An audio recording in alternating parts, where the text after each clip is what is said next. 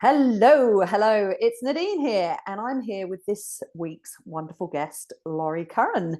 And as usual, I'm going to start with welcoming Laurie to the podcast, and then I'm going to introduce her, and what I know about her. So, Laurie has a business called the Humble Nook. She's a massage therapist and a yoga instructor. She also teaches some yoga to kids and teenagers. She's a mum of one. I'm not sure if you call it single parenting or co-parenting, or if there's a particular phrase, but your boy, you're a single parent, right? Co-parenting. We're co-parenting. Yeah, you're a single parent, co-parenting. Yeah. And you are passionate about teaching people about rest and recovery. You do some wonderful retreats, and our conversation is going to be a treat. Yeah. And you love AFL, but I don't know which team you support. We can go into that. How long have we got for this podcast? How long have we got? Yeah. That's a deep dive. You tell us. Thank you very much. And then we're going to get stuck into some of our conversations, which we already started offline. So, beautiful. So as you have said, yes, I am Laurie Curran. I'm of the Humble Nook, which is a predominantly based business in Melbourne, in Naarm. And although we all live in the online world, don't we? So there are yoga classes online. I mostly help people, be them young or adult, to feel, I think my work really comes down to, yes, there's rest and recovery, but helping people feel less overwhelmed, more self-aware, so building in body language, and to help people reconnect, or simply to connect with themselves.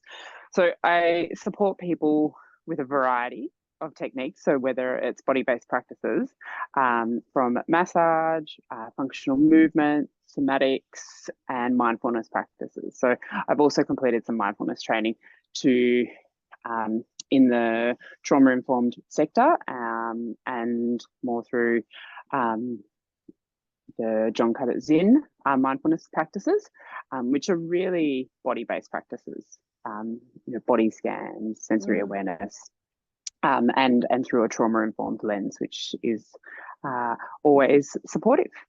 Right. But that is a little bit about me. And for the record, I do go for Essendon in the AFL, and in the AFLM, that is, and in the AFLW, I've opened myself up to Essendon because this is the first time that we've had a team. But my original team was the Doggies, because they were one of the original teams in the women's AFL. But there's a lot of politics happening in the AFL at the moment. So okay, it goes straight over my head. It's a touch-go relationship.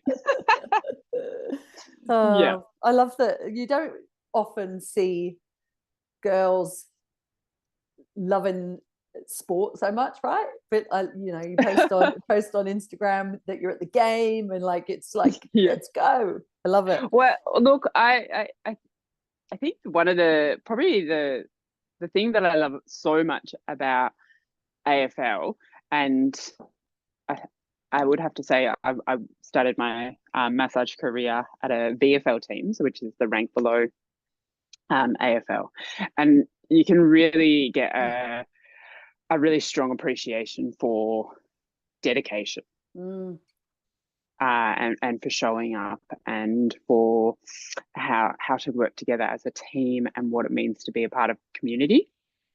And so when I look at the AFL, yeah, sure, I'm watching the game, but for the most part, I didn't go to games for years, just with work and life. And I was actually working at a football stadium. So it was there was a lot of football happening. But after my son was born, my sister had a child at the same time, we would use the football as our connector. That would be our time. Right.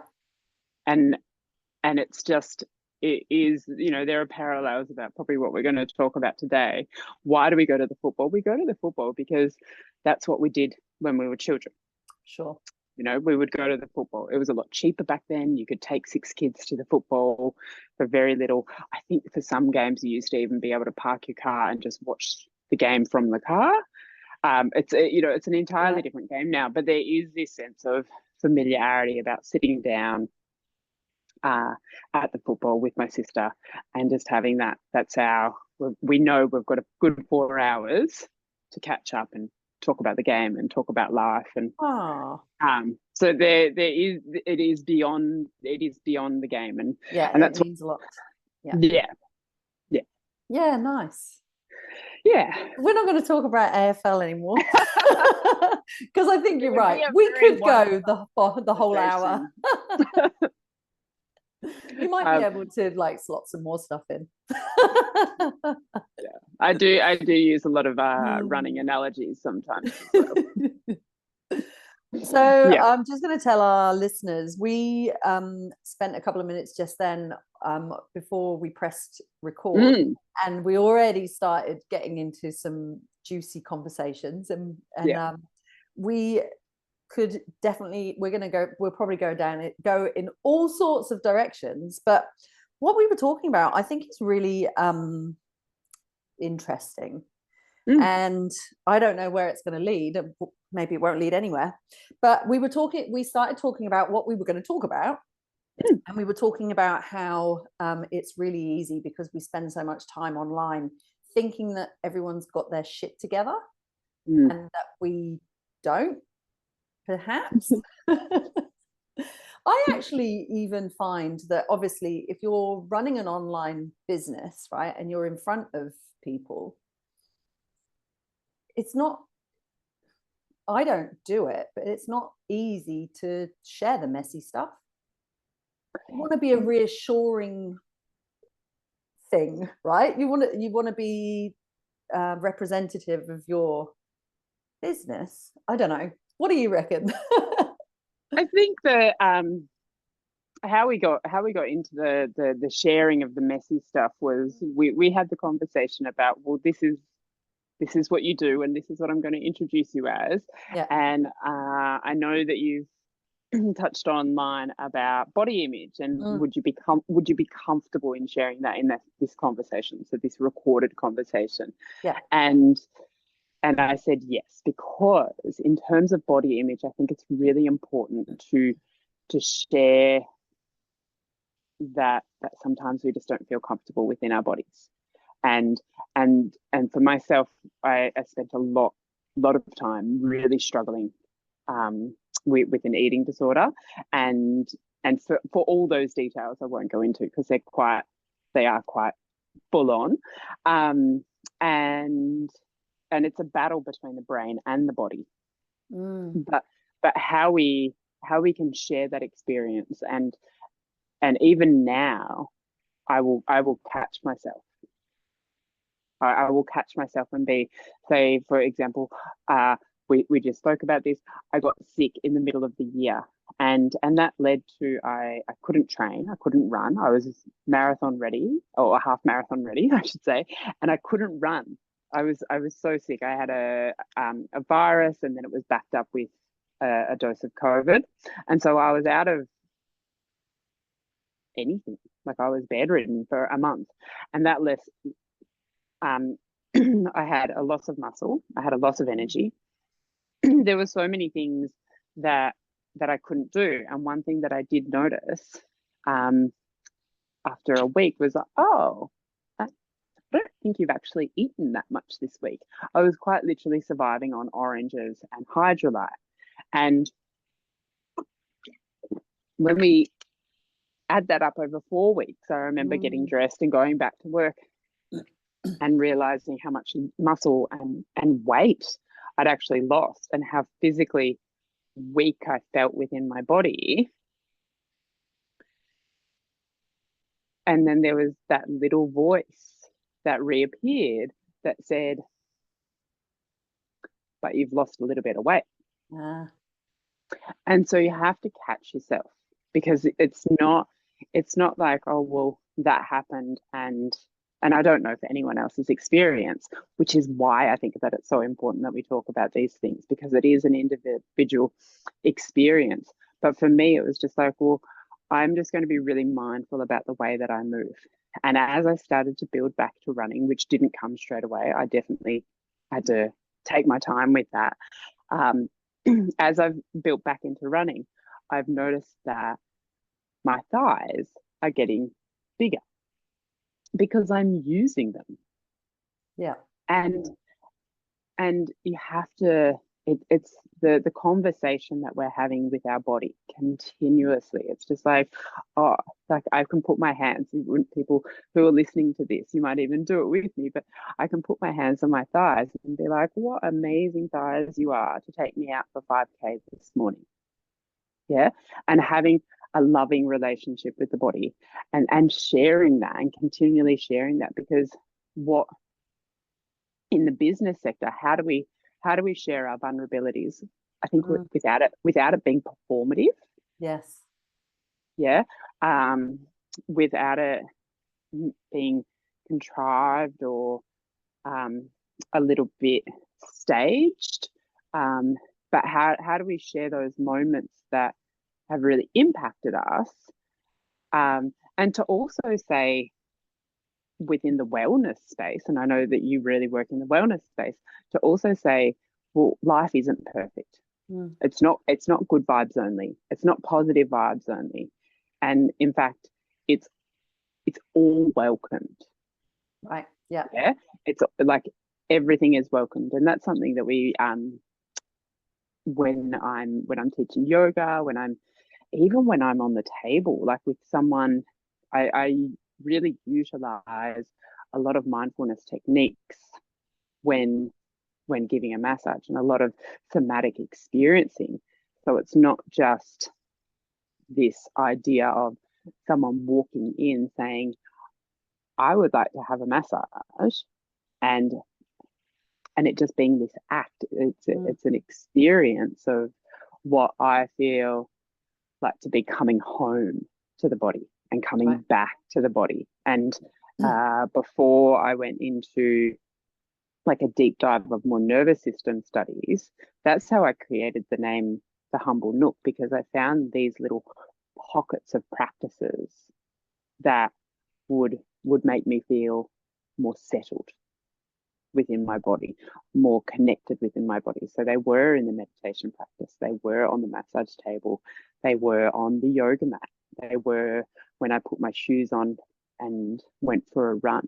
But you're right, when we're living in like a more digital space where we are semi taking away potentially maybe a human connection, and that we can really pin people to be like, well, they have this, and so therefore their struggles potentially are not, maybe we don't see them as being validated.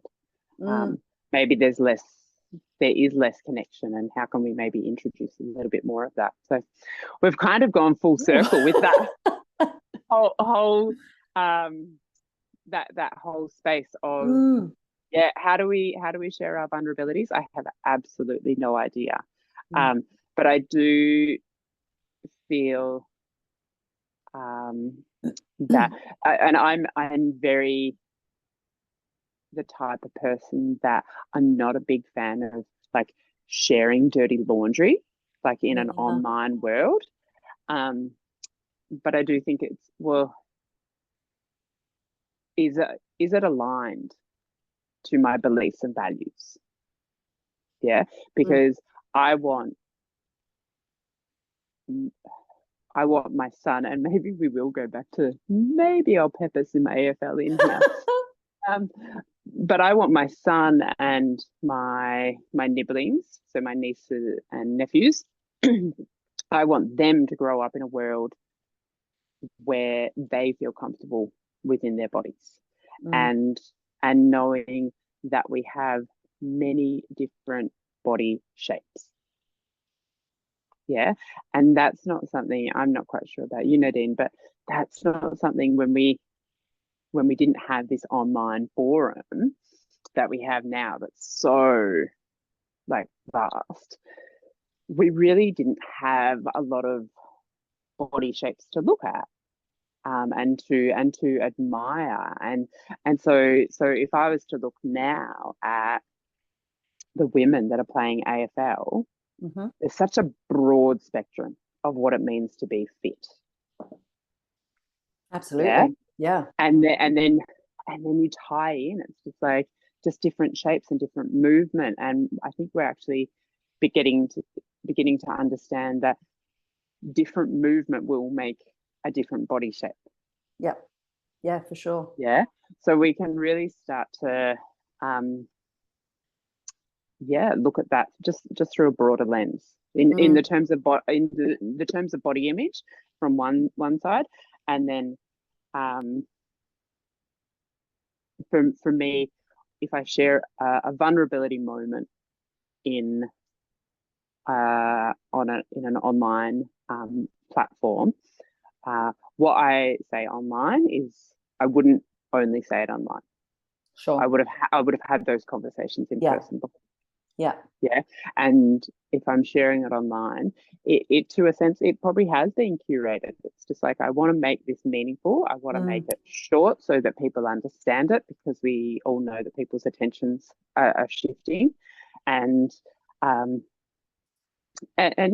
look, I think to some point of degree, like, if I'm being truly honest, if I'm thinking about the online world, yeah, I think we all tried to make it perfect to begin with. Maybe, I don't know. I definitely know that I had my, I wanted my grid to look a certain way. Sure. And so we do curate it. I really don't care about the grid anymore. Like, my kid's 13. I've got bigger fish to fry. Like, but there was a sense of for me, and for my nervous system, and whether it's nervous system, personality type, or response to life and things like that, I let a perfectionist drive the bus. And so we don't want to admit that. I don't think we want to admit that we're struggling from an individual sense, ever. But I think that when we do admit that we're struggling, or we can notice things, like I've got two practices that I can use simultaneously, and I'll, again, like, if I'm teaching them on the table, I'm practicing them at home. Sure. Yeah. So it could be like an attend and befriend. So like a practice of just noticing, like just with like a curious nature, like what's happening within the body. Like, yes. Yeah. And then it's just, sometimes or if it's not joy and it's not excitement, it's just like, well, what is it? It's just like, oh, I don't know if I want that. And I feel like for a lot of the time, you're right, like single parent, co-parent, but there was a big chunk of my life that I was very much a single parent. I've always been co-parenting, but when I say single parent, there is one adult in this house. We are 1-to-1 ratio. Yeah. And so therefore, that does have, it has different dynamics. I've got friends and they will say, well, I don't know how you do it. And I was just like, well, don't know any other way, right? The option is, but it just means that, say, for an average day, there are just other things to do. I can't handball dinner to somebody else. I can't handball the washing to somebody else. So there is that sense of, yes, you're doing all the things. You're doing all the emotional regulating when they're in that space. But that came with a sense of in the early days of parenting, it's just like, am I getting this right? And I could almost tell you every day, I'd be like, you are not. And I think we all feel like that. right. It's just like, um, and that's exactly it, right? It's just like, oh, I feel like we all felt like that. Mm, But this is going back where we didn't have all these resources sharing these vulnerabilities about maybe mm, we're not doing it all right, or maybe I don't know what my child's eating that could be upsetting their tummy, or mm. um, or, and to an extent, like maybe there's too much advice in all these books that we take as gospel, and then we're not listening as much to what we actually feel within our heart and within our bodies. It's just people asked me what my son's like eating routine was like, and I was just like, well, if he cries, I feed him, Well, that's kind of what and makes it's sense, just right? like, and it, yeah, but it was just like, I had to trust that, because I was just like, Mm, oh, well, I don't want, I didn't want a crying baby all the time, but there was perfection that tried to sneak in, and when perfection tried to sneak in, like the worries that I had or the concerns that I had, they got pushed to the side. And I right. think when you push those feelings to the side, you're not befriending them, you're pushing them to the side. It's like, oh, well, let's just put them in the pot, and that pot over time is, it's the boiling water, isn't it? So, do you It's mean perfectionism in terms of how other people perceived you were doing? Or like when you say you put the mm, worries to one side, I would say a combination between the or two. perfectionism of what you thought is Mm. the ideal parenting style, that sort of thing. I would say the combination between the two. Mm, So it's just like, am I getting it right? Like, have I, right. ticked all those boxes? Uh, and then is it the perceived, like, Mm. oh, that person doesn't look like they're struggling with parenting? You don't get prepared for it, do you? No. Like even from birth, right? You're in pregnancy, you go to birthing classes, and you design your birth plan or whatever, however loose it is. I ended up having, I went through a full labor. I got induced because he was Mm-hmm. 10 days late and I'm advanced maternal age. I got It's a induced. really it's I like that framing, because the actual name that they give for women who have Oh, children. geriatric, isn't it? Yeah, yeah. That's But it's me. only for women, I think, over, I think, 35 or Yes, 37. yeah, But it's like, I'm like, that's still pretty. I know.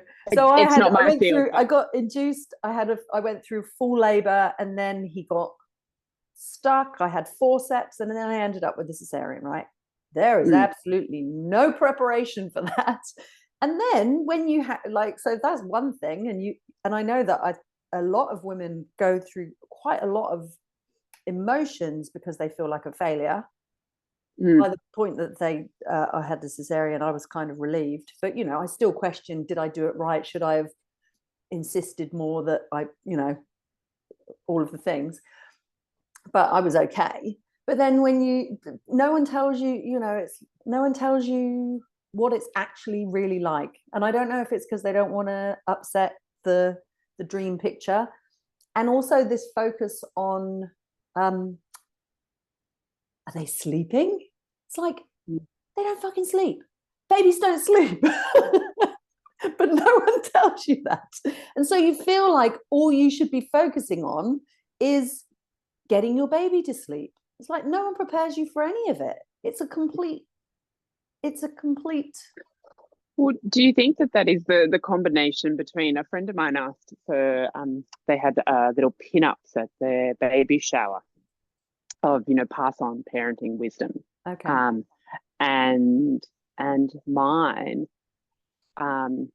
he's like, oh, did you write? And, my son actually shared a few jokes and pinned them up, and I thought that was really sweet. But I was just like, I don't. I don't have. I don't think we should pass on parenting advice. No. and Maybe it's warnings. so it is so individual. It totally is. And so Yeah. then we come back to that sense of, well, how do we share maybe our vulnerabilities? Mm. Um, but then but then these feelings of like, well, no one told me what it was going to be like. And it's just like, I say that all the time, like, someone really needs to write a really more honest parenting book here. um, like, but then but would it be true? Mm. Yeah. Only from one um, person's perspective. because we can look at things, yeah, from the subjective, and then we can look at them from the objective. And there are really some great uh parenting books and parenting people and ritual people, that, you know, obviously my focus is more through, at the moment, raising a boy, Mm. and and although I do think there's some really great crossovers within both of the books, that I've read. So there are really insightful parenting books, but then how much do we take of them as gospel? And then, well, if we were to segue, then what does, that parenting stage, that perfectionistic stage, well, if it is one, maybe it's not for everyone, but just that, am I doing it right? And it's just like that, are we trusting ourselves? Mm. That's what I was going to say. Like yeah, how much external influence compared to like Mm. trusting our instincts Yeah. as parents. Yeah. Yeah. And again, it's just like what you asked. It's just like, was I parenting, for, like, was the perfectionism coming from myself? There was definitely that, because it was just the two of us, but there was an external reinforcement that Mm. that delivered something. Mm. It's just like, oh, you're doing it right, but then again, it's suppressing all those feelings of, Well, you know, not, yeah, not it kind listening. of enforces that, if you're getting feedback that says that these are all the right things that you should be doing, and so you're trying to continually, you know live up to expectations of what a good parent is, Mm, you're getting reinforced by people saying, oh, what a good job you're doing. mm. It reinforces that you need to keep hiding all the Yeah, but keep messy on stuff masking away and and keep, keep, yeah, the yeah, the messy stuff. yeah. And I think that is, if we fast forward to now as a parent, and I don't know if you're at this stage, but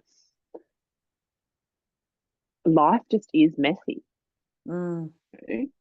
It, it really is. And whether that's physically messy, of there, I remember my son would have been 3, and we were making like a flour sign. You know how you bake flour and you can turn it into, it's kind of like a plaster thing. Yes, yeah, yeah. Um, and we'd made a sign for his bedroom door, so we'd made up all the letters, and quite literally, the kitchen was a mess. It was covered in flour. Like 3-year-olds just cannot keep Yeah. to a space.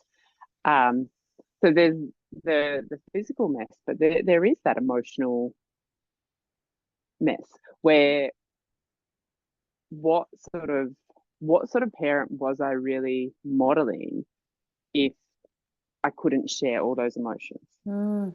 If they believed that they had to be, well, because even though we're not saying it, you're not saying, well, you need to be perfect.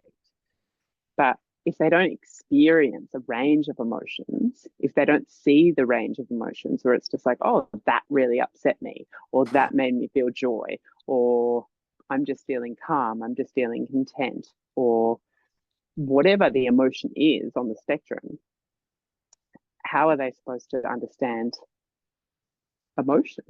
Mm. And then how do they move through the world Yeah. So This I is a think that tough one. I mean, because I, I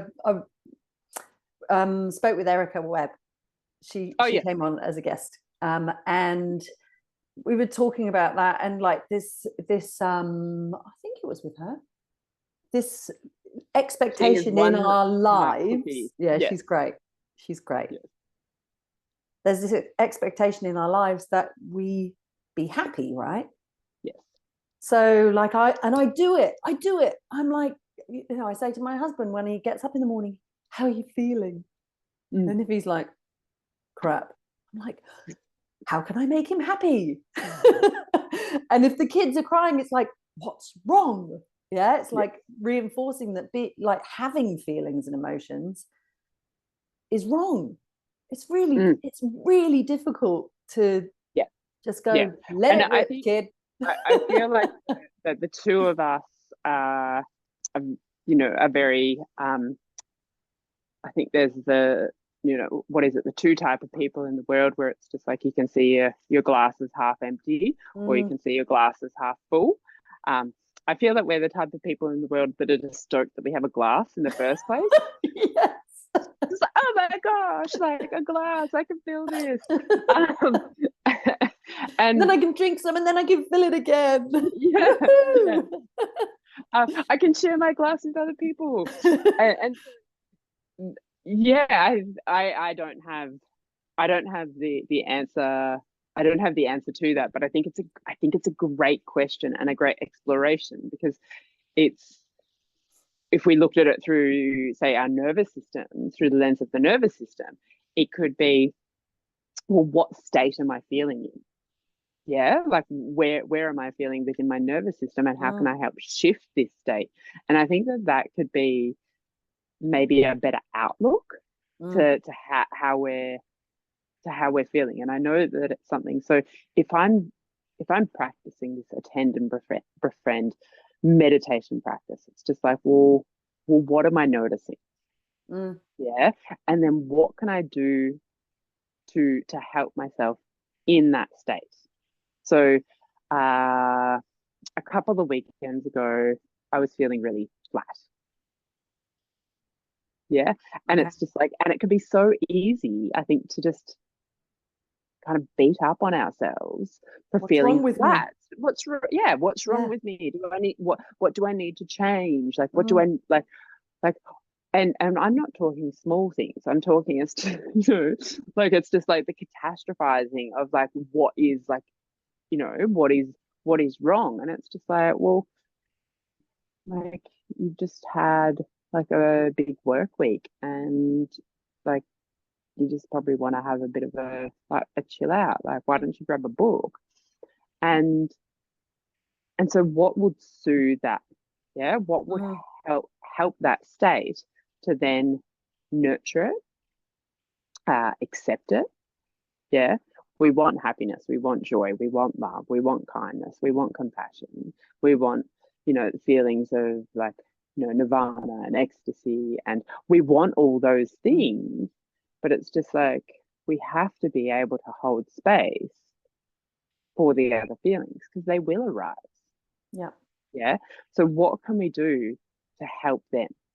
Yeah. What can we do to bring them in and say, well, you you are welcome here. Like you don't have to live here. We don't want so much, we don't want to stay in a state of anger, but anger can tell us like a lot of things. Yeah. Like if someone does something that hurts us and we don't get angry about it, well, like that's more bizarre, isn't it? Yes. Yeah. Like that we're not allowing that emotion to come through. Mm, And so and and again, it's if we don't feel these things, and whether it's through us or through not allowing our young folk to feel these things,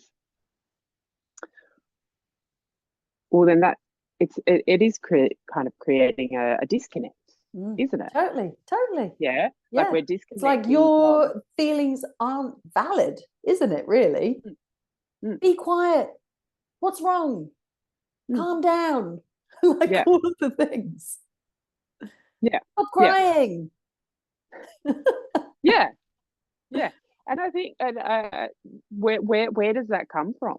Mm, Like, well, why do we not want people to feel? And I know Brene Brown um has spoken about, and the way that Brene will talk, and she's just so, like, you know she feels so fluid within mm, her conversation, but she's like, well, I don't really want to ask someone how they're feeling, like when we're trying to get like two people out the door at 8 o'clock on a Monday morning. She's like, because if it breaks down, it's going to break down.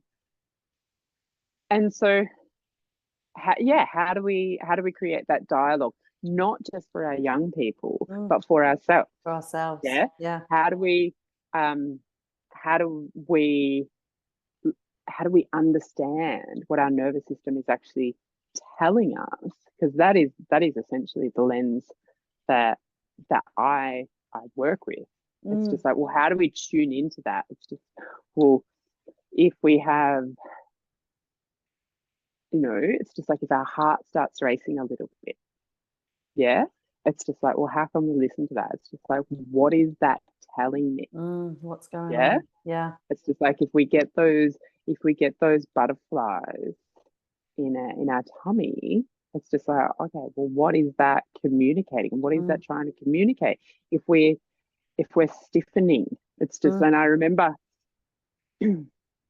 that I have done this. I remember seeing my osteopath, and we were having a conversation, and we said something, and he's just like, stop talking now. He's like, I want you to sit with just what you just said, because my whole body contracted. Yeah. And I didn't actually even realize it. It was wow. something that was really, like, it was on a political sense. Okay. And it was really frustrating me. And not that anyone can see me right now, but it's just like I can mimic that feeling Mm, where it was just like, my shoulders draw in, my arms mm, clench, and you almost like you bring I brought my arms in like little chicken wings to my body. We brace. And how can mm, we be more curious about those feelings and then tend to those, rather than let's shift them to the side? Yeah, let's move those body sensations to the side, and then we can just get stuck in story. mm. Yeah, about how we need to be and how we want to be. It's just like, instead of embodying where we are actually at Yeah. and knowing how to tend to that. Mm. Yeah, cool. I really want to talk to you more about this nervous system, but in relation to the work you're doing with people around rest, Yes.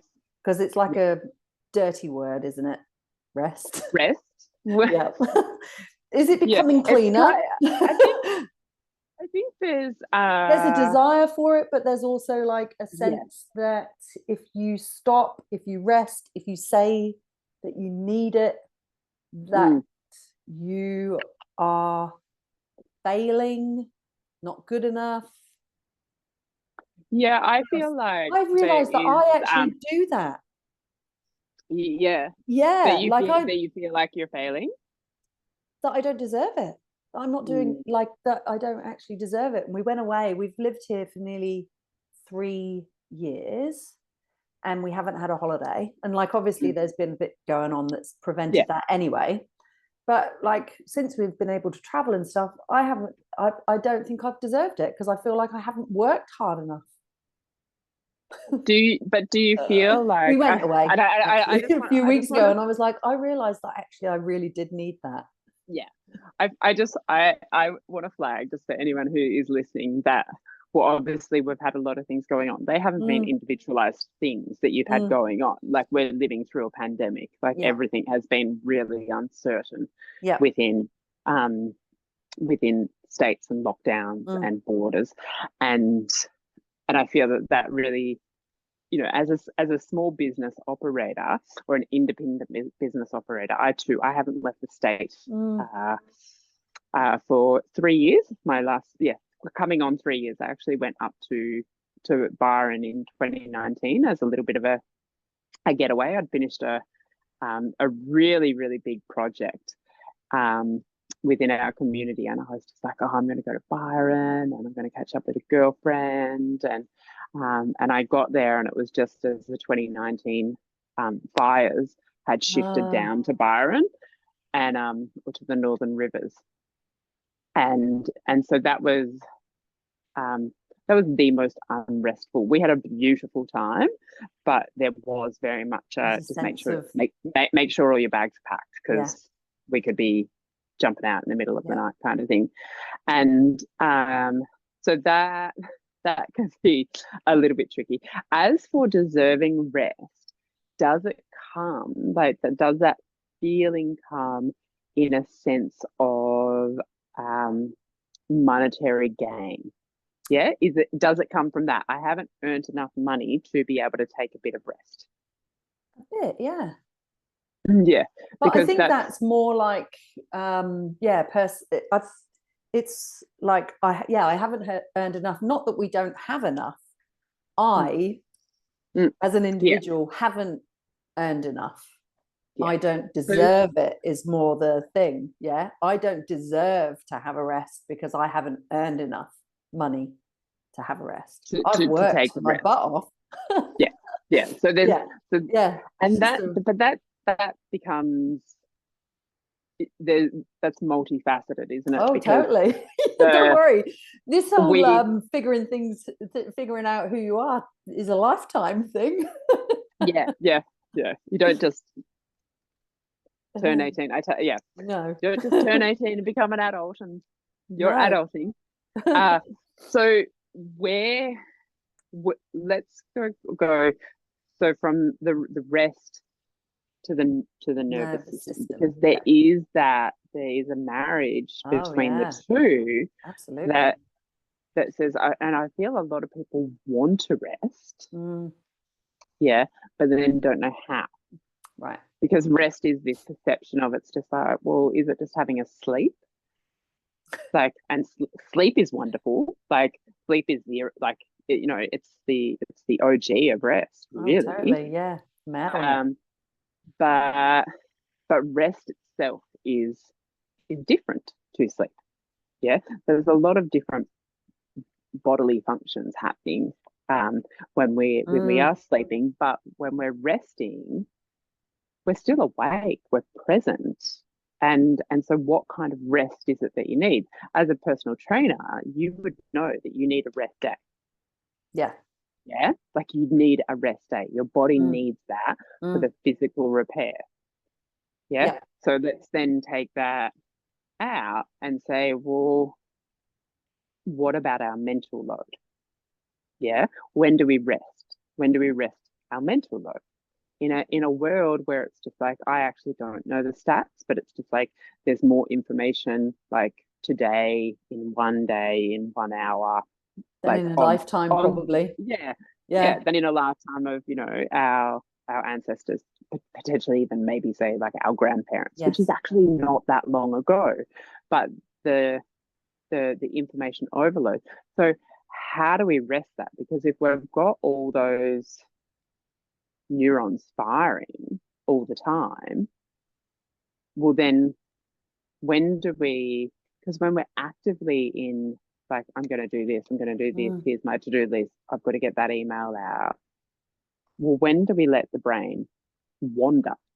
When do we sort of let it meander? Because the meandering, what science is actually telling us, when we let the brain switch into a more like passive state, so we'd call it the default network mode, but it's just where it's kind of on autopilot. Yeah, and we do this, like, this happens all the time. We're driving, we don't it's a terrible thing to say. It's kind of scary. It happened to me the other day, and I was like, I have no recollection.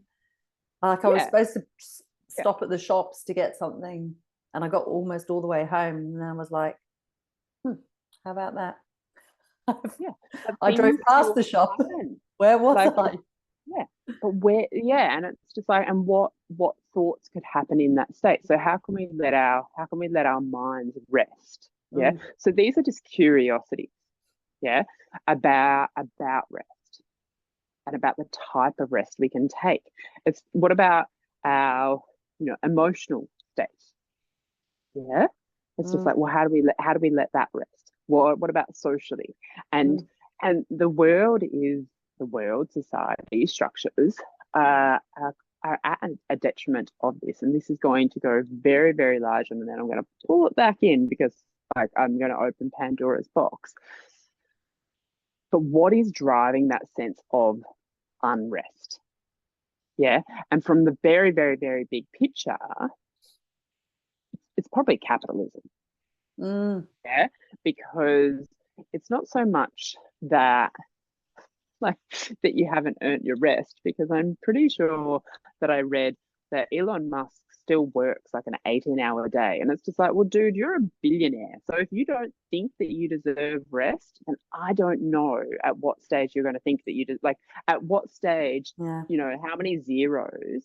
So it's not a monetary thing. No. Yeah. So for some people, I think it is, but it's not, because if we're looking at it from the broader scale, the people who are earning those big bucks, they're not resting. Well, it's sending a message that you have to work really hard for long hours to make money, right? well, yes, and then it's also putting this emphasis on money being the pinnacle. Yes. Yeah, totally. Yeah. Yeah. So it's just like, well, only if I have money. But it's just I won't be you don't happy get until you don't get paid. Yeah, you don't get paid to rest. But rest is like it's in our nature. Yeah. Oh, and if we yeah, look yeah. at every other mammal, like I'm going like to our beings, like every other mammal will rest. Well, that's why we have a sympathetic and a parasympathetic nervous system, right? Yeah, because we need it. Yeah. Yeah. What we're designed for. Yeah. Yeah. So it is going against our human design to not rest. And for me, that came from the point of realizing that I wasn't. Yeah. It's just I haven't always been. I grew up in a family of 6 children. There was stimulus. Yeah. There was always someone to play with. I never really had to ask if oh, can I have someone over? It's just like there was always somebody there. And so when we look at potentially why are we not resting? Yeah. And again, these are just curiosities. This is not going to be, oh, well, that's me, that's me, that's me. But one of these might be you. So for you, it's the individual. Yeah. And I think in some part for me that will, I say this, I'm looking at this book called 4,000 Weeks. I can see it across from my room, which essentially is like 4,000 weeks is the time frame that we get if we lived until we're 80. That's not much when we add it up. And so for me, there is this little part of me as as an adult now that says, well, I didn't love high school. In fact, I didn't really feel like I fitted in. I don't really feel like I was taught how to learn. We got taught what to learn. Yeah. And I was really good at memorizing. Yeah, me too. And so as an adult, as I found, body work and yoga and meditation, and being fortunate enough to turn it around to teach it, it's where was going to try and capture that thought. It's running away from my mind. I feel that is it that I found it, but I don't know if I want to use those words. This sense of I want to do these things. I want to have this fulfilling life. Yeah. I really coasted through my 20s and was very, very impressionable in my early 20s. And which can happen because I was stuck in an eating disorder and would blow with the wind. Yeah. but now it's just like, well, what kind of life do you want to build? And I want to choose those colors that are going on my painting of life. Yeah. Uh, so for me, there is an individual sense of achievement. Yeah. And but then, and I know I didn't think that it was going to be possible that we get through this whole podcast and I don't mention habits. But I also think of what kind of life do I want to live?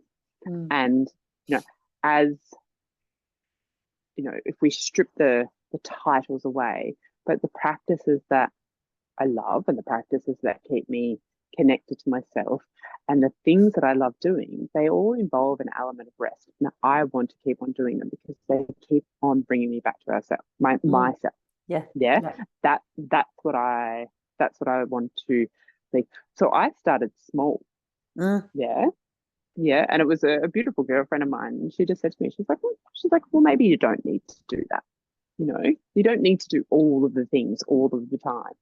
And potentially saying no. And again, and I feel like a lot of parents, whether they're in the same household or not, have this. But I was a young parent, and so there was a sense of trying to keep up a social life. And it's just like, do you know what? I think you might just need some time to yourself. Yeah. And that came from, I'm working in a clinic. I've got really full days. It is an emotionally charged job. It involves a lot of giving. Oh, yeah. It is very physical. It is very mental. Yeah. And so I need to rest. You need to rest for sure. Yeah. Because otherwise, if I continue that giving, well, I'm only at a detriment to myself. Yeah. But then we can look at rest from a broader sense. Is our inability to rest coming from family structures, coming from community? Is it coming from social norms or institutions? And this is a generative somatics more practice where we look at sites that shape us. Like, where are these beliefs coming from? Yeah. And why do we hold on to them? And I think that when we look at things like statements like, it was so common, like, rest is like, you're just lazy. Like, you're resting, you're just lazy. Like, that's what was really reinforced in my childhood. But then little things like, no rest for the wicked. Like, you rest when you're dead. Like, that's a really common one. More so common now, and why I said capitalism before was the hustle and grind.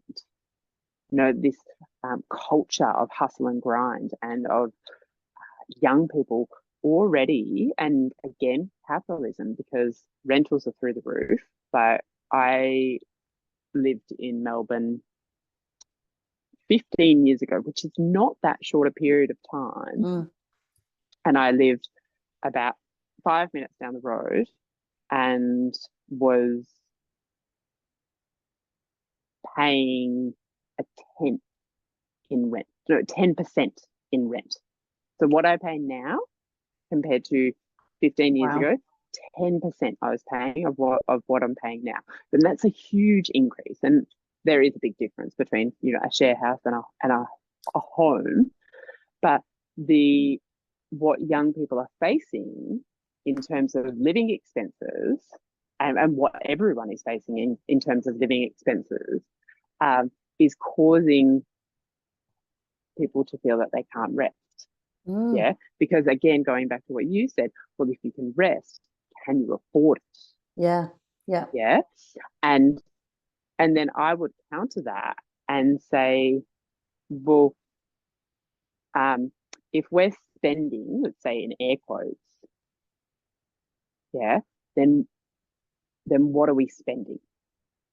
Because we're looking at that. If we're resting in any shape or form, like, let's sort of say we're, playing a game, yeah, so we're having a bit of creative fun, or we're doing a drawing, or we're doing a puzzle, yeah, or maybe we have a mask on and we're just listening to some music. And so we're just letting our eyes take a sensory rest and we're just listening to some beautiful music. Yeah, we're still resting, but we're looking at that like we're spending our time. And someone's saying, well, obviously you can afford that. Yeah. And we're looking at it from a monetary gain. Yeah. How do you spend your how do you spend your how time? could we shift that and start to bring in more currencies? Yeah, because when we rest, we know we're more energized. Yeah, when we rest, we have this ability to tap into all the emotions that we could possibly be feeling, and then move from that space. Yeah, or how could we see it as an investment?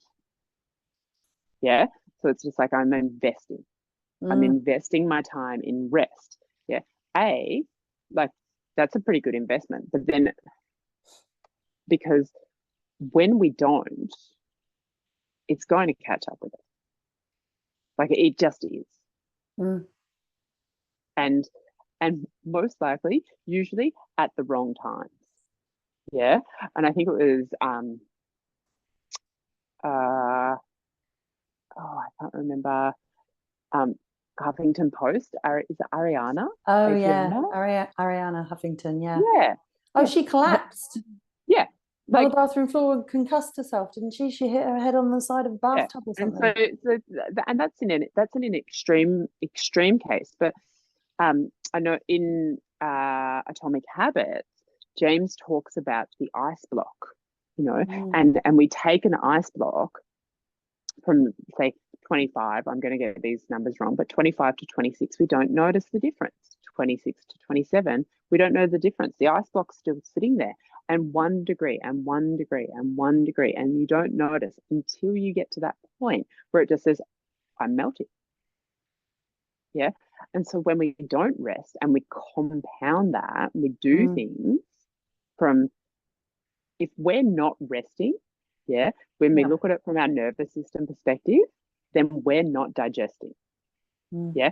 Our body can't do what it needs to do if we're not taking part in that activity. Yeah. And then we almost have to drop the doing from it. Yeah. And to really be in it. So it's just and you can see that sense of I'm going to rest. And that's where we can bring in the nervous system, because people want to rest. Yeah. But if they're in a state of hypervigilance, they're really stuck in that sympathetic, dominant brain function of their nervous system, well, then they're going to find it really difficult to find rest. So we really have to pepper it throughout people's day, instead of it being a big emergency. The big emergency, because then when we're not even going to be in that sympathetic state, we're going to be it becomes back in that physiologically, like it's that. Well, and if we looked at from a snippet of the nervous system, and through the from the vagus nerve, so the length, when we look at one of the nerves within that activates rest and digest, is the vagus nerve. It is the 10th cranial nerve. It is a wandering nerve. So when we say wandering, it's actually the only nerve that goes beyond the diaphragm and connects to all of our organs. So it's just this beautiful sensory input for our whole entire body, but it has two branches. And so we have the heart-mind connection, which is our ventral vagal nerve, which puts us into the ventral vagal state. Yeah, it's myelinated. So that means that it's got that fatty coating, and it smooths out the response. And then we've got our dorsal vagal nerve, which is still very helpful, because we need that when we are being that cat on the couch and we're just laying there.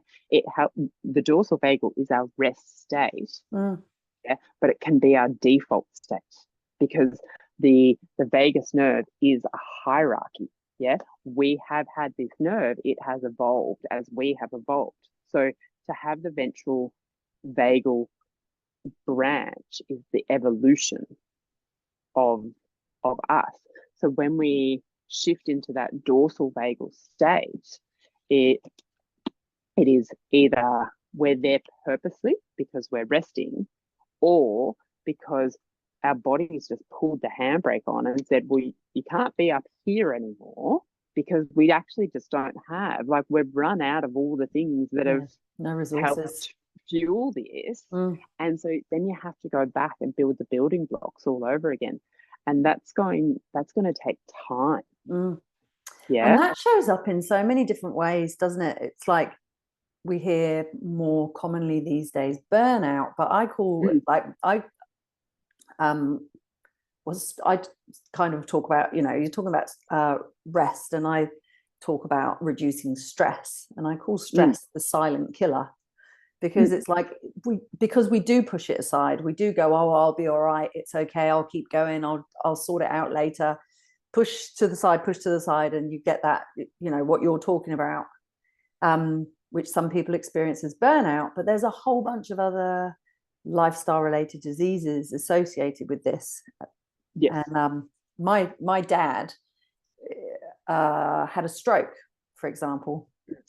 Yeah, and he was getting all the signs, and he's very stressed, and he doesn't sleep properly, and he's probably living in that heightened state all the time, not getting any proper rest. He went on holidays, and he had afternoon naps and that sort of thing, but I don't think that he probably tapped into to his rest and digest properly. And eventually his body was like, here's the message. Yeah. I'm sorry to hear that. Yeah. Well, he's because thankfully recovered. Like, he was, they caught it quickly, realized it was happening. And so he's,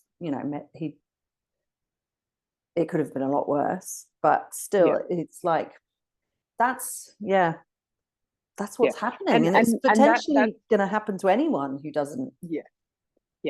And because we're talking about, like, the body, this can happen to anybody. Yes. So, and that's for me, the burnout is a workplace phenomenon. And that's what the WHO have classified it as. And there is, the definition and how it's related to the workplace, and what it, not a medical condition. Right. And so we look at it from, well, if it's happening in the workplace, is it caused by the workplace? Or is it the relationship that the individual has with the workplace? Or is it coming from the community within the workplace? So what's happening there? But if we only say, okay, well, burnout is happening in the workplace, well, then we're dismissing so many other people within the population, because what workplace are we talking about? Yeah, are we talking about the workplace that is like, doctors, hospitals, really busy workplaces where people just, they are constantly charged, they're constantly on their feet, and they're almost expected to work beyond a normal day.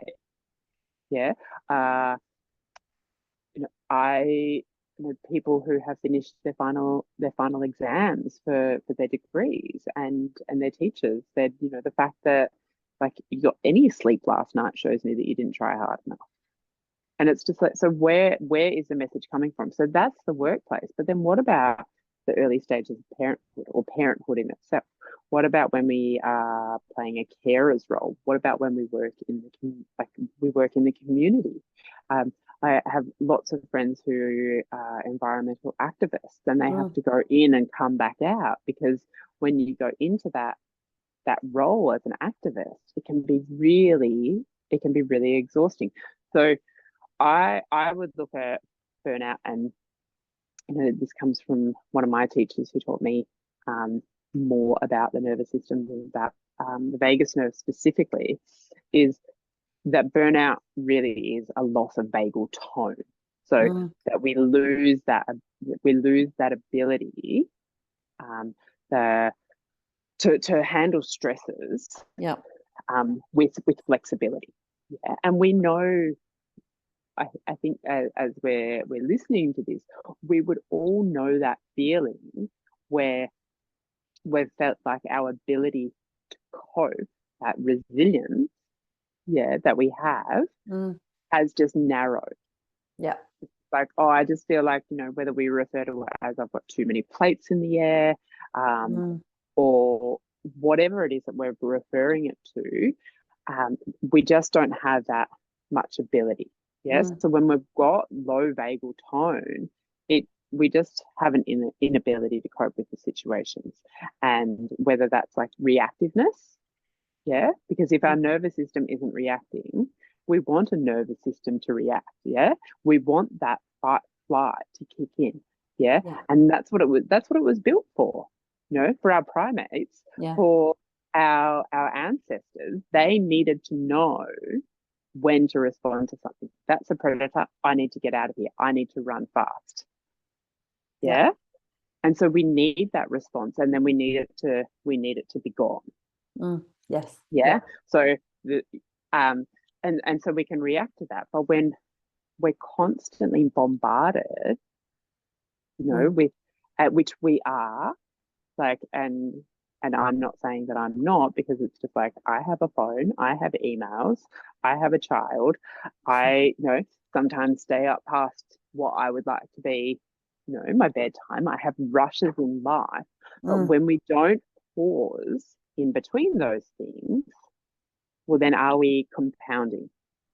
Yeah, are we compounding in our nervous system for that bigger part? So I feel like we've kind of gone two tangents there. So, but the good thing is, and I will say this, the good thing is, so if we've lost that vagal tone, and obviously this is not, my niche is the nervous system. So what I'm not talking about here is the HPA axis, which is more on a hormonal level between the hypothalamus and the pituitary gland and the adrenals, and how they communicate with each other. I'm not talking about that. I'm not talking about the cortisol surge. And what you said about, but my dad could have a nap. It's just like, but was that sleep?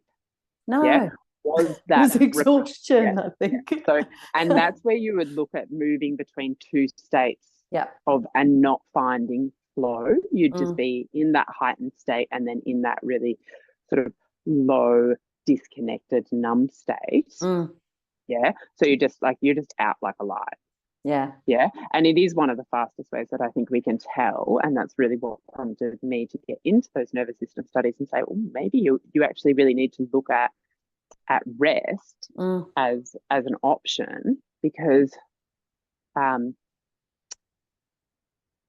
there were times that, like, I'd sit down on the couch, I'd be out like a light. Yeah.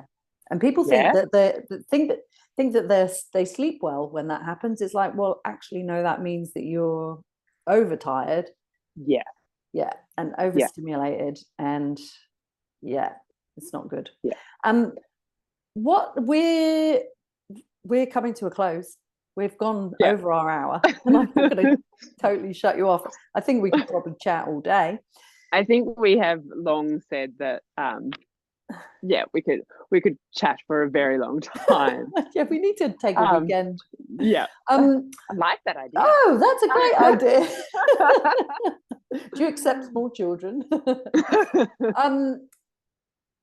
What would be, so just as a bit of a, like, bringing this together in terms of, like, what would your recommendations be for someone who does feel like they're overdoing it, or even if they don't know if they are?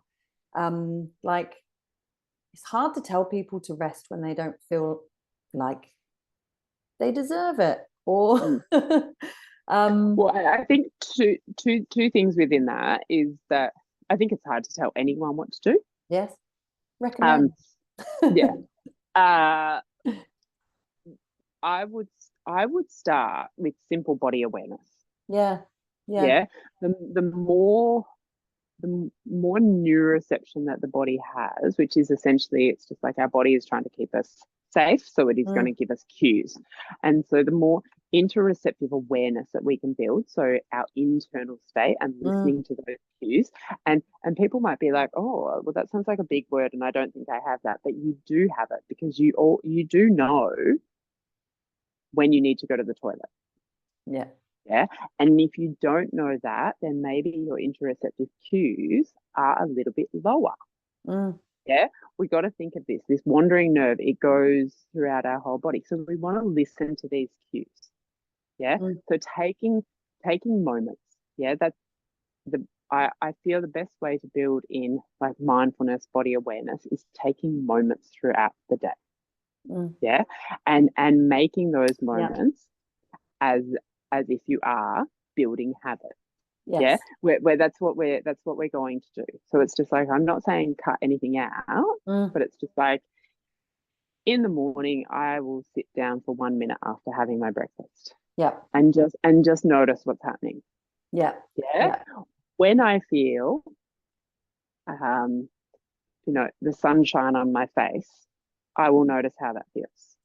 Nice. So if we can start to build small moments, bodily sensation cues and moments within our day, well, then we want more of them.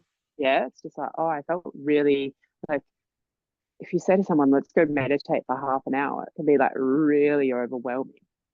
But if we say to someone, totally, and then cue, it's just like, I'm not doing this right, I'm doing this bad. So I think if we can build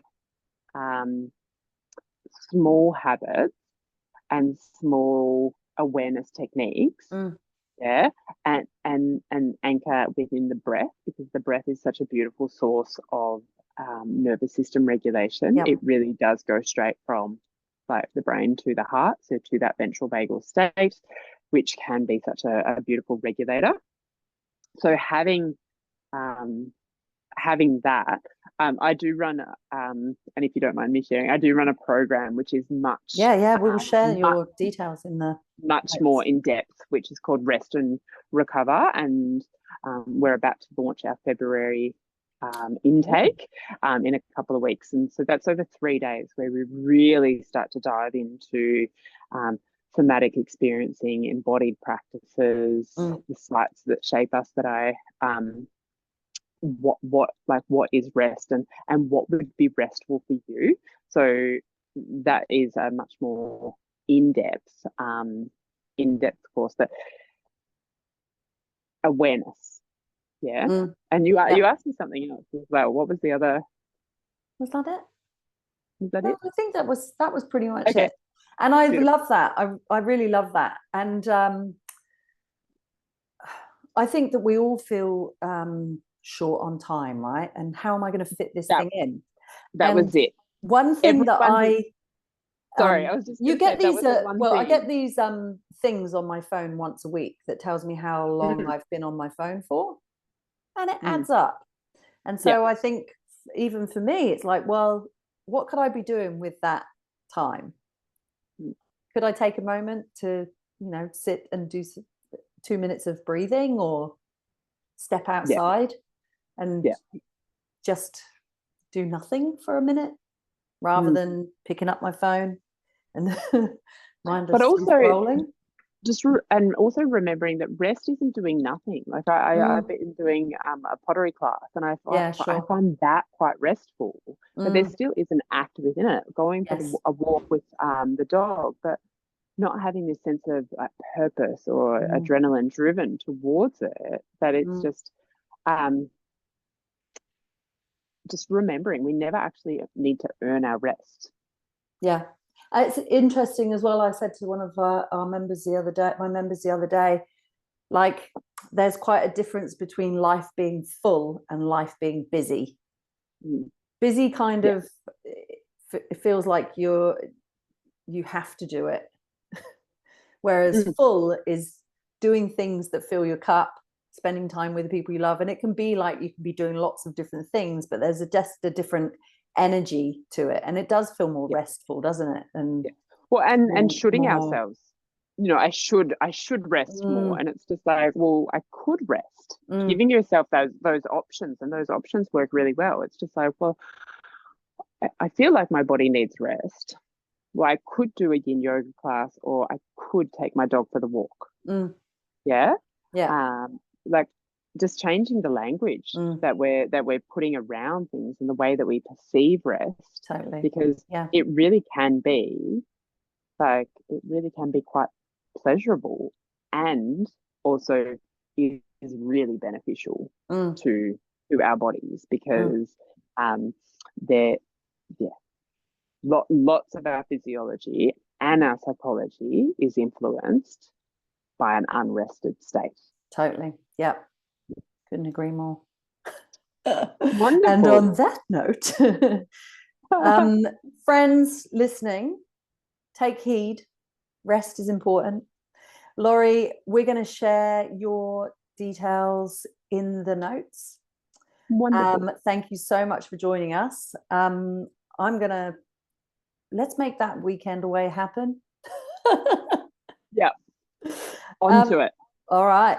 Thank you so much. I really appreciate your time. I know that you've got a lot on. Life is full. Life is full.